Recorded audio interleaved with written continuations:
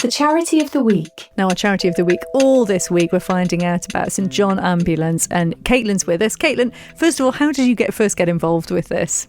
I first got involved with St John Ambulance through just exposure to seeing them around the island, and when they advertised for a fundraising manager, I was like, I want to get involved, want to see what they're all about. And then I learnt so much since I started. I've only been there 7 months now, but I've learnt so much about how much more they do than what I thought they did.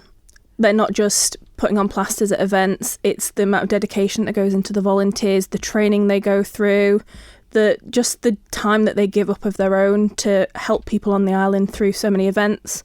There's the training side, there's the youth programme, there's so much that makes up St John that not everyone realises, and I've learnt so much about that since I started. Well, that's the thing, because you see St John Ambulance everywhere, and at some events, if St John isn't there, the event can't take place. Yeah, so it's one of those where we get so many requests for public duties, as we call it, sort of thing, where any sort of event, whether it's something like Tough Mucker or the TT, or it's even as simple as like a fair, you need some first aid cover there. So we always, as soon as we get the call that they need someone, we try and make sure that our volunteers can be there to help the events go ahead. And it's not just about people, because so our charity last week, of course, was Craig's Heartstrong Foundation, and you're involved with the defibrillators as well, aren't you? Yes, so we recently launched our Rescue Ready Defibrillator Maintenance Scheme, and we've got great support from Craig Heartstrong when we were putting that out as well, because defibrillators are so important to the community, and they're things that we just walk by and just kind of expect them to be there, expect them to be working when we need them to,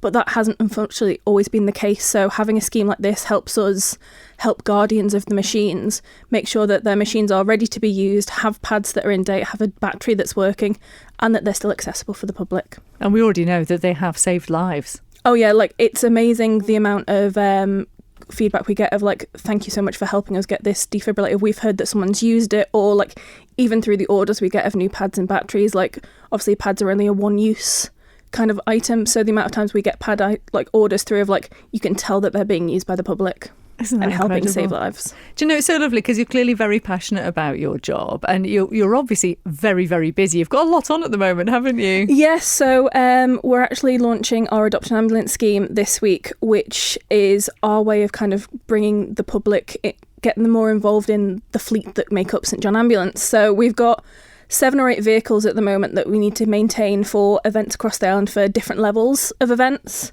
They are first aid posts, so they are transport to keep patients from A to B while Ramsey Cottage is closed.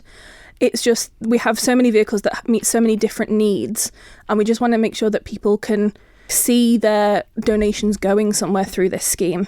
And also, if they're a business, they get a bit of free advertisement. It's a great idea, because then you feel like you're sort of part of St John then, if you're contributing to an ambulance itself and you see it whizzing round and you think, I made that happen. Yeah, definitely. Like, it's one of those of, I remember like in previous jobs when you see like your logo out there, even with St John now, like when I see the buses I'm like driving around, you just get that bit of pride that like I'm part of that, I helped that, and it's just, we want to make sure that people can kind of see that themselves as well.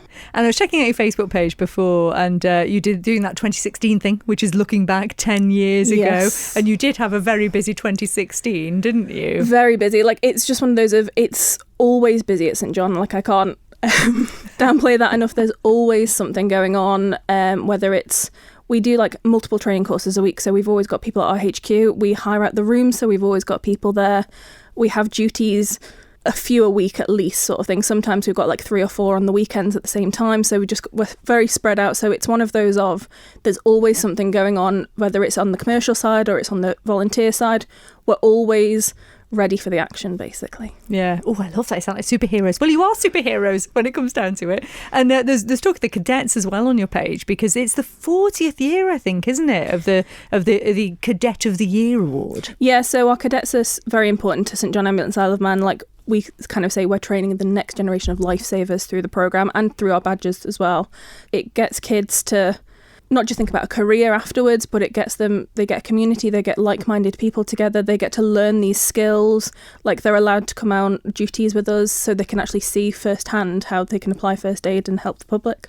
It's great to think that as you're walking around and you see something happen and a young person might be able to just jump up and help because they've had that little bit of training from you. It's so important to have these people in amongst us in the public. Oh, definitely. Like, it also goes into, we've got a schools program where we've got trainers that go into schools, and we've heard feedback of like children that have saved their parents from choking, even from learning the skills through St John coming into their school.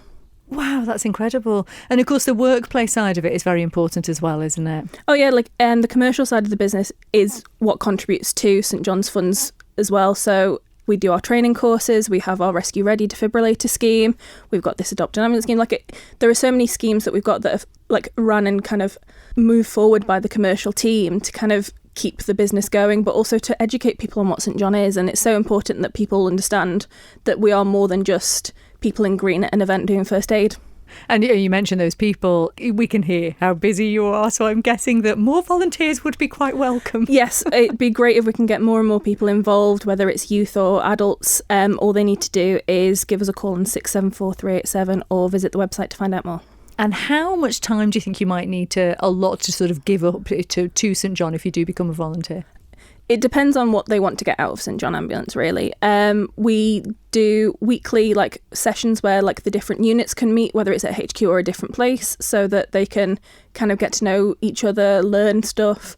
So every unit meeting, they're learning either a lesson or refreshing their skills. So that's a few hours a week sort of thing. Plus there's also the public duties, and it's whatever they want to give, we appreciate at the end of the day.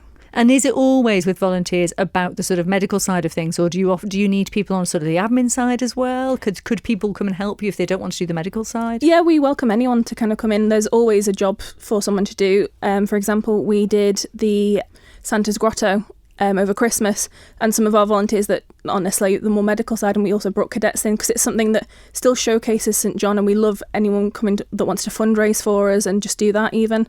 We just appreciate anyone's help to kind of get our name out there. And I noticed as well a bit of a call out for youth leaders. What does a youth leader do, and what sort of person are you looking for that?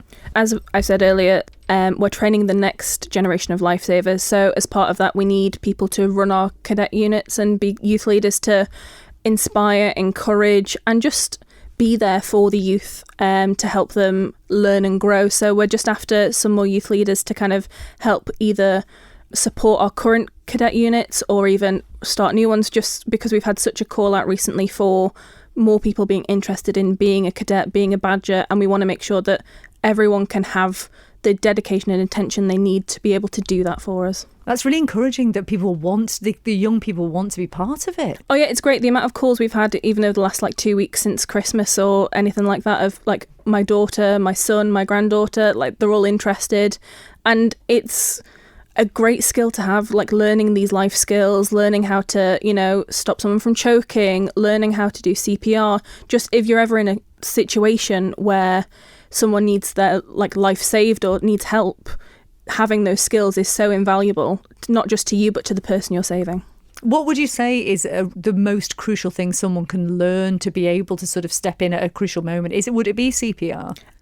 Part of it is CPR, but it's also having the confidence to do it. Confidence is the key with all of this. If you can have the knowledge, but if you're not confident enough to use it, that's kind of ends up being a bit of a barrier. So one of the things that we like to, or we hope to achieve is not just giving them the knowledge, but the confidence behind knowing what to do to save a life or to even just put someone in the recovery position. Well, we are super grateful for you all and what you do for the Isle of Man. So if anyone's listening and they want to find out more, what do they do? Where do they go? To visit sja.org.im, that has a lot about what St John Ambulance does on the Isle of Man. And also they can call us on 674 387. I'm going to ask you one more question because you're so passionate about this. What's your favourite thing about what you do? My favourite thing about St John Ambulance Isle of Man is everyone, the people that make it up.